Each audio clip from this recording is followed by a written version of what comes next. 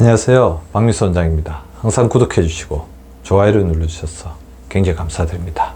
오늘은 제가 저희 병원에 찾는 환자분들에게 굉장히 강조하고 있는 하나의 주제에 대해서 말씀을 드릴까 합니다. 아무래도 이제 저희 병원에는 질병이 있는데 그 뿌리 찾지 못하시는 분들, 노화가 진행되고 있는데 그 기능을 개선시키고자 하는데 이유를 잘 모르고 어떻게 해야 될지 방법을 잘 모르시는 분들을 주로 진료하게 되는데요. 그러다 보니까 그분들에게서 공통적으로 이제 관찰해야 되는 하나의 특징이 있습니다. 특히 50세가 넘어가면서부터 급격하게 건강한 사람과 건강하지 못한 사람과의 차이를 많이 나타내는 부분인데요. 흔히 우리가 그것을 이제 내장 비만이나 지방이라고 생각할 수도 있지만 반드시 동반되는 것이 있습니다. 어떻게 보면 지방이 늘어나기 전에 먼저 이제 씨앗이 되는 부분이라고 할 수 있죠. 뿌리가 되는 부분, 바로 근육량입니다. 그래서 오늘 제가 말씀드릴 주제는 왜 근육량의 차이가 갱년기를 지나면서 이렇게 급격하게 차이가 나는지, 그리고 어떤 분들은 80세, 90세가 되어도 이렇게 청년처럼 씩씩하게 걸을 수 있는데 어떤 분들은 이제 구부정하게 지팡이 의존해서 걸어야 하는지 그 차이를 말씀을 드리겠습니다. 그래서 오늘의 주제는 30대의 근육을 70대까지 생생하게 가져가려면 근육량, 근력, 수행력을 높여야 한다. 그리고 그것에 의해서 마이크로바이옴, 인슐린 기능, 항산화, 미토콘드리아 조절이 중요한 이유라는 주제로 말씀을 드리겠습니다. 최근 들어 근감소증이 폭발적으로 증가하고 있고요. 제가 봤을 때는 70대, 80대 우리 노년층이 접어들게 되면 거의 10명 중에서 4명, 그리고 조금 더 우리가 객관적으로 보자면 10명 중에서 5명 정도는 근감소증 이염 상태에 있다고 볼 수가 있습니다. 근감소증이 있게 되면 여러 가지 질병의 근원이 되는 것은 물론이고 일상생활에서 굉장한 불편함을 가지게 되죠. 걷기도 힘들고 옷을 입거나 자기가 하고 싶은 행동을 하는데도 굉장히 힘들 수 있습니다. 우리가 행복한 노년이라고 한다면 가고 싶은 데를 마음대로 갈 수 있는 것, 하고 싶은 운동이나 활동을 비교적 자유롭게 할 수 있는 것인데요. 그것의 가장 큰 적이 되는 것은 관절일 수도 있지만 이 관절 역시 우리가 노화가 점점 되기 때문에 이 관절의 노화를 보상해 줄 수 있는 가장 중요한 힘이라고 한다면 바로 근육이 되는 거거든요. 제가 말씀드린 것처럼 근육은 근육의 양, 근육의 힘, 근력, 그리고 이것들을 잘 사용해서 움직일 수 있는 활동력의 총합입니다.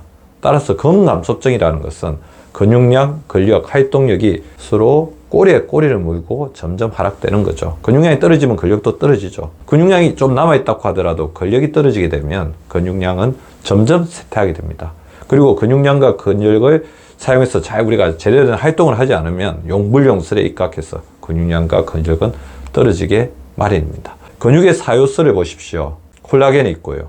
소포체가 있고 근육의 힘을 나타내는 미토콘드리아가 있고 근육을 구성하는 근섬유인 마이오 필라멘트가 있습니다. 따라서 근육의 구조가 쇠퇴되지 않게, 염증에 의해서 녹지 않게 만드는 게 굉장히 중요하고 미토콘드리아의 기능을 잘 올려서 근육이 스스로 이제 자가 발전하면서 점점 성장할 수 있도록 만들어주는 것이 중요합니다. 이 근육의 사요소를 잘 이해하고 이것을 키우는 노력이 굉장히 중요하죠. 그래서 제가 아까 3가지 말씀드린 부분을 다시 말씀드리겠는데요. 자, 마이크로바이옴이 왜 중요하냐면 우리가 근감소증이 어떤 분이 많이 생기고 어떤 분은 근감소증 없이 어떻게 보면 튼튼한 근육을 가진다. 그 가장 큰 차이 중에 하나가 바로 마이크로바이옴의 균형이라는 거죠. 장근육 고속도로라는 외국의 저널에서 굉장히 많이 발표되고 있는 개념이 있습니다. 마이크로바이옴 앤드 머슬 하이웨이인데요. 마이크로바이옴과 근육은 고속도로처럼 같이 연결되어 있다는 거죠.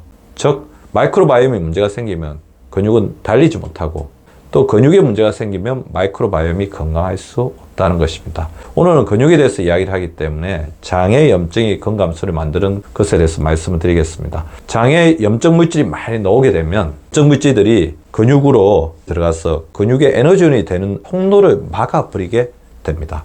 대표적으로 제가 최근에 마이크로바이옴에서 굉장히 중요하게 생각하는 염증 물질인 LPS, 리포폴리사카라이드와 같은 리포다당류는 이런 염증 물질을 작용해서 내 치매에도 영향을 미칠 뿐만 아니라 우리 근육이 제대로 영양소를 받아들이는 그런 어떤 통로를 개방하는 것을 막아버리는 거죠. 반면 다르게 또 접근하게 되면 숏체인 팻 애시드라고 하는 단세 지방산 같은 경우는 이 근육의 문을 잘 열어서 근육 안으로 여러 가지 에너지원들, 당이라든지 그 다음에 지방산들이 잘 들어가서 근육이 쇠퇴되지 않고 그 에너지원을 잘 활용해서 힘을 낼 수 있도록 하는 역할을 한다는 거죠. 그래서 제가 굉장히 이제 강조하는 OR, 장의 마이크로바이옴을 싫어하는 정제탄수화물, 고지방식이 만성 탈수를 잘 조절해서 이거를 줄이고, 그 다음에 소화기능이 굉장히 중요하기 때문에 마이크로바이옴에 부담을 덜어주기 위해서 소화효소가 풍부한 발효 음식을 충분히 드시고, 그리고 본인의 어떤 장 건강을 위해서 자신의 마이크로바이옴에 맞는 유산균의 섭취를 하는 것들이 굉장히 중요합니다. 장 점막에 균열이 생기는 장두증후군이 있다면 필수지방산, 글루타민, 아연과 같은 미네랄을 통해서 이것을 잘 봉합하는 게 중요하겠죠. 아까 제가 말씀드린 숏체인 패티 애시드, 단세 지방산 같은 경우에는 프로바이오틱스가 식이섬유 또는 올리고당을 이용하여 만든 최종 산물입니다. 즉 프로바이오틱스와 프리바이오틱스, 식이섬유가 풍부한 음식을 먹어서 장에 풍부한 유산균의 먹이로 제공할 때 이 단세지방산이 많이 만들어진다는 거죠. 단세지방산은 굉장히 중요한 역할들을 많이 합니다. 염증 물질의 분비를 잘 조절해서 필요 이상 넘치지 않게 하고요. 또 이 뷰티르산 같은 경우에는 암세포에 위험성이 있는 세포를 자가사밀해서 암세포로 자라나지 않도록 하는 역할을 합니다. 그리고 활성산소를 제거하는 기능을 가지고 있고요. 그 다음에 염증 및 통증을 완화하는 역할까지도 가지고 있기 때문에 굉장히 중요하죠. 두 번째, 인슐린 저항성이 근육을 굶기게 됩니다. 인슐린이 정상이라고 한다면 우리 몸에서 에너지를 저장하고 배분하는 중요한 역할을 하게 되고, 근육 자체도 인슐린이 도움으로 인해서 자신 안에 에너지원을 잘 보관하게 되는데요. 반대로 인슐린 저항성에 의해서 인슐린이 과다하게 분비되면 이 환한 인슐린이 지방세포를 계속해서 염증 물질을 많이 만들어내도록 하고, 더불어서 근육을 어떤 쇠퇴를 일으키게 되는 겁니다. 따라서 인슐린은 적정량이 나오면서 인슐린 균형이 맞을 때는 근육에게 영양소를 공급하는 가장 중요한 우리의 동맹군인 반면에, 인슐린의 어떤 기능이 떨어지면서 인슐린 저항성 상태에서 인슐린이 필요 이상으로 많이 분비되게 되면 오히려 이 근육에 염증을 일으키는 굉장히 위험한 적이 될 수도 있다는 거죠.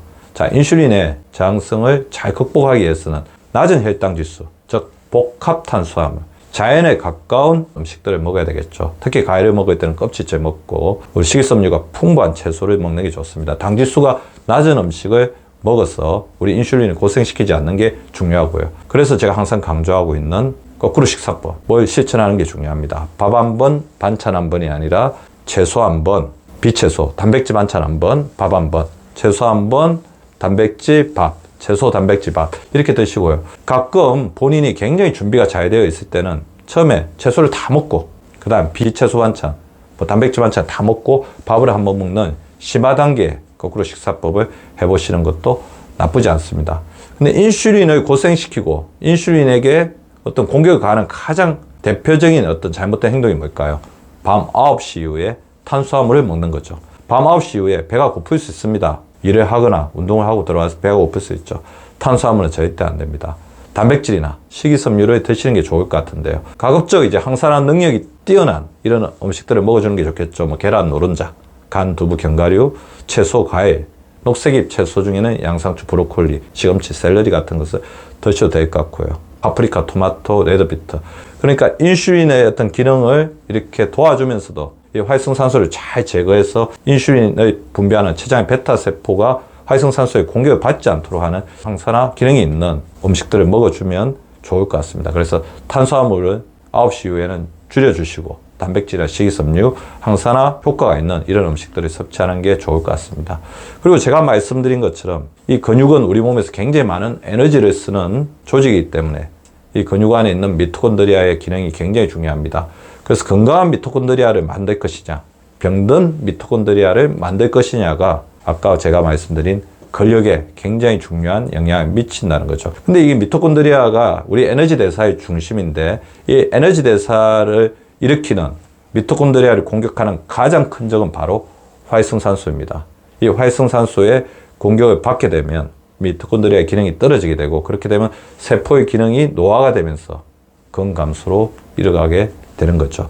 그래서 미토콘드리아 순환이 잘 되도록, 미토콘드리아가 안에서 정체되어서 고인물이 되지 않도록 이 순환을 잘 시켜주는 게 굉장히 중요한데요. 비타민 B, 비타민 C, 마그네슘, 코엔자임 Q10, 카르니틴, 알파 리포산이 중요합니다. 특히 비타민 B와 마그네슘은 거대 영양소를 분해한 후에 아세틸코에를 합성하는 단계에 굉장히 필요한 영양소이고, 카르니틴, 아이파리푸산 같은 경우에는 미토콘드리아 내에서 지방산이 잘 돌아가면서 에너지로 잘 사용되게 하도록 도움을 줍니다. 혈액순환이 굉장히 중요하기 때문에 이런 경우에는 아르기닌이 도움이 될 수가 있습니다. 미토콘드리아를 도와주는 가장 중요한 두 가지 원칙은 첫 번째, 절식하는 겁니다. 우리 에너지가 넘치게 되면 미토콘드리아는 지방을 계속해서 축적하는 방향으로 에너지 대사가 굴러가게 됩니다. 따라서 절식을 해서 미토콘드리아가 지방을 오히려 태워서 우리 몸의 에너지 대사가 원활하게 되도록 하는 게 중요할 것 같고요. 미토콘드리아를 도와주는 가장 최고의 방법은 운동인데요. 운동의 강도보다 중요한 게 운동의 지속성입니다. 운동을 얼마나 규칙적으로, 일주일에 규칙적으로 3회, 5회씩 한 번에 할 때 너무 그렇게 힘들게 하지 않아도 좋아요. 30분에서 1시간 정도 천천히 이렇게 하시는 것도 도움이 됩니다. 숨이 차거나 그냥 땀이 약간 날 정도로 운동을 해주시는 게 중요할 것 같고요. 즐거운 마음으로 운동을 할 때 미토콘드리아의 기능도 더욱더 살아난다는 것입니다. 오늘은 근육을 키우는 데 있어서 우리가 주의해야 될 근육의 적, 그리고 근육을 키우는 데 있어서 미토콘드리아, 그리고 마이크로바이옴, 인슐린이 얼마나 중요한 역할을 하는지를 말씀을 드렸고, 우리 생활 속에서 충분히 실천할 수 있는 그런 방법에 대해서도 같이 공유를 해보았습니다. 지금 이 순간 이제 제 강의를 들었다면 이렇게 손을 한번 틀어주시고 고개를 이렇게 위로 이렇게 들어서 이렇게 스크린이나 핸드폰에 보면서 이렇게 말린 자세를 다시 한번 펴주는 게 중요할 것 같습니다. 우리 근육이 끊임없이 스트레칭 할 때 근육은 더욱더 강화되고 근육이 쇠퇴하지 않게 됩니다. 우리가 90세, 100세까지 살아간다면 우리의 가장 중요한 동맹군은 근육일 겁니다. 그래서 오늘부터 근테크에 더욱더 힘쓰시는 우리 구독자분들 되시기를 바라면서 오늘의 강의를 마치도록 하겠습니다.